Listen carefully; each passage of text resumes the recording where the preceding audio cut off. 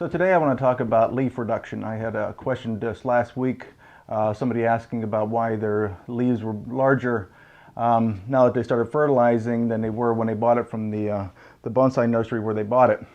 And there's a number of reasons why you might get long leaves, but I just kind of want to go over the basic structure of a tree to explain why you're going to get longer branches or larger leaves and what can influence that to make your tree have a different kind of look, and what you can do to promote smaller leaves and shorter growths. The way a branch grows is you have nodes and internodes.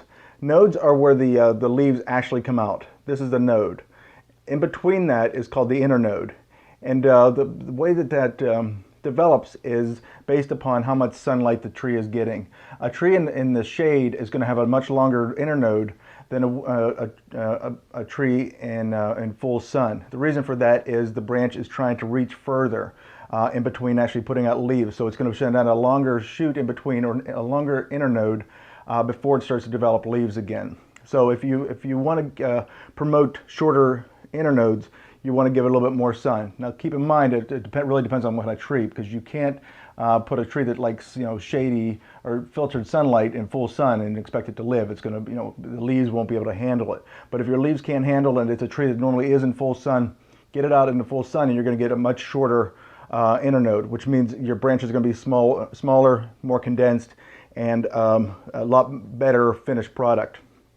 And again, the way you also work to condense those trees too, and I've told this in previous videos, was make sure you take out that terminal bud. What that does is that forces the growth to go back into the tree, and instead of growing at the end, now you're going to get more internodes or more nodes where your leaves will actually develop.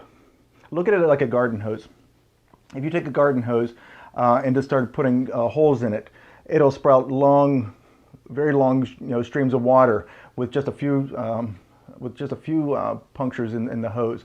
But when you put multiple, the streams of water start to come down a little bit less. It's the same process with this. The more leaves you have on a branch, the smaller the leaves are going to be, because it can only put so much food to that branch to support those size leaves. So what you're trying to do is get more ramification or more branching within that branch, so that it produces more leaves but smaller leaves. When you have far and few between, you're going to get much larger leaves as well.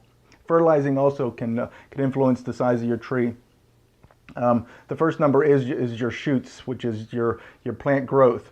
So a high first number is going to give you more energy going towards the developing branches or developing leaves. So kind of keep that in mind too. If you bought a tree from a nursery that didn't really fertilize, the first time you start fertilizing that tree, you're going to see a lot larger leaves and a lot more development than what you're probably used to. Now, if you take a look at the node itself, you'll see that there's leaves, and then right in between the internode and the node is a small little, either a bud or just a small little nub. What that is that's the next leaf ready to come out. If this leaf is pulled off, this one's going to grow. But the way that we reduce these is, if you pull this leaf off, the next leaf's going to come out, but it's going to be a third smaller than this leaf. When you do it again, it's going to be a third smaller yet. So what happens is you can reduce a full-size leaf, which is very similar to this size, but as you start to reduce it, your full-size leaf is going to be more like this size. So you can already see how much of a reduction that's going to be just by defoliating it. And what we do is also, during the growing season, in Florida we can do this maybe 3 or 4 times, but what we do is we defoliate the trees after the first flush comes in, get some energy to the tree. We then go in and pull the leaves off. And when we remove the leaf, we don't just yank them out, because you don't want to damage that secondary leaf that's ready to come out. You just want to pull it off at the end of the stem.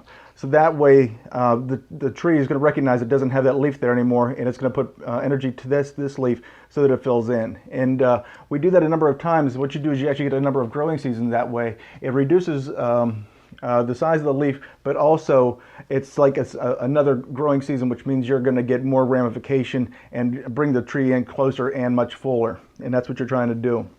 Also keep in mind that there's some trees that are better at bonsai than others. It really depends on what the nature or the natural size of the leaf is. You don't want to start with a leaf that's enormous and expect it to be into a bonsai size, but there are some that can be reduced very, very well and can be brought down in size without too much effort.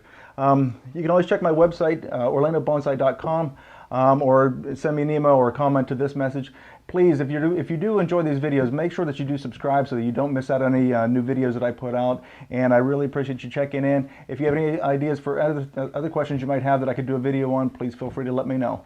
Thanks so much.